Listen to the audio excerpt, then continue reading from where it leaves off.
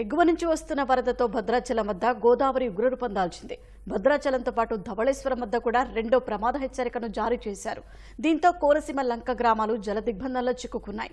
గోదావరి నదికి ఇరువైపులా వరద ముంపు తీవ్రంగా ఉండటంతో జనం ఆందోళన చెందుతున్నారు. భద్రాచలం వద్ద గోదావరికి వరద పోటెత్తుతోంది. సోమవారం మధ్యాహ్నం 2 గంటలకు 48 అడుగులకు చేరడంతో అధికారులు రెండో ప్రమాద హెచ్చరిక జారీ చేశారు. రాత్రి 10 గంటల సమయానికి నీటి మట్టం 50 అడుగులు దాటింది.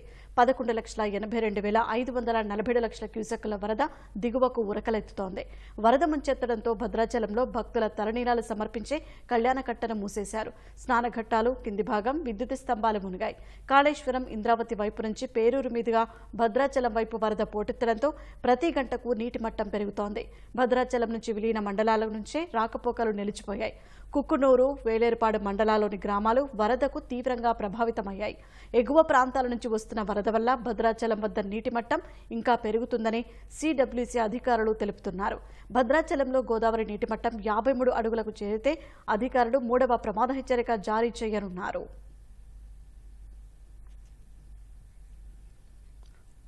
ధవళేశ్వరం వద్ద గోదావరికి వరద ఉధృతి అంతకంతకు పెరుగుతోంది. ధవళేశ్వరం వద్ద ప్రస్తుతం రెండో ప్రమాద హెచ్చరిక కొనసాగుతోంది.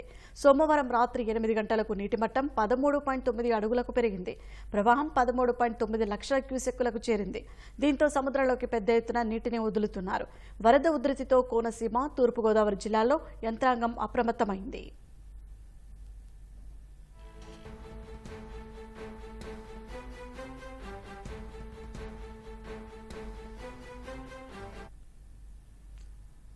కోనసీమ జిల్లా ముమ్మడివరం నియోజకవర్గంలో గౌతమి, వృద్ధ గౌతమి నదీపాయలు పోటెత్తి ప్రవహిస్తున్నాయి. వరద ప్రభావంతో లంక ఆఫ్ ఠానే లంకలో సారవంతమైన లంక భూములు కోతగ్రవుతున్నాయి.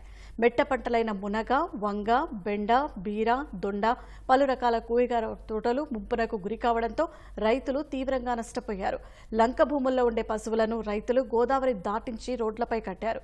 పచ్చని పశుగ్రాసం తింటూ ఉండే వాటికి దానా కరువైంది. ఆరోగ్య శాఖ సిబ్బంది గ్రామాల్లో వైద్య శిబిరం ఏర్పాటు చేసి మందులను అందజేస్తున్నారు. వరద ఉధృతి ఇంకా పెరిగే అవకాశం ఉండటంతో రెవెన్యూ అధికారులు ముందస్తు చర్యలు చేపడుతున్నారు.